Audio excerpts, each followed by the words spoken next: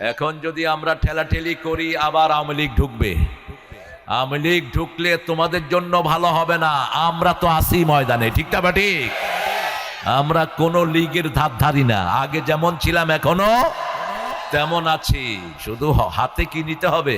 অস্ত্র নিতে হবে, যেমন নিয়েছেন রাহমাতাল লিল। আল্লাহ মুখী হও, আল্লাহ বিজয় দান করবেন, ঠিক না ঠিক? মায়ের খেয়েছে যারা জমিন পাবে তারা, রক্ত যার জমিন।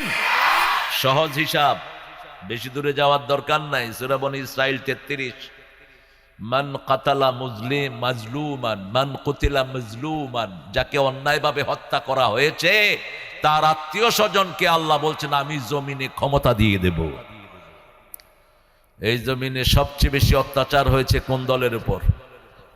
চিৎকার করে বলেন, আরো জোরে বলেন। অপরাধ কি এদের?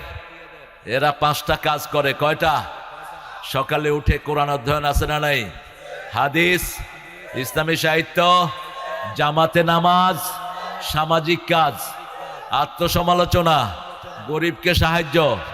এটার বাহিরে আছে কোনো কাজ? এটার জন্য কেন মারলা এদেরকে? কেন মারলা? কাল কিয়ামতে জবাব দিতে হবে, ঠিক না ঠিক?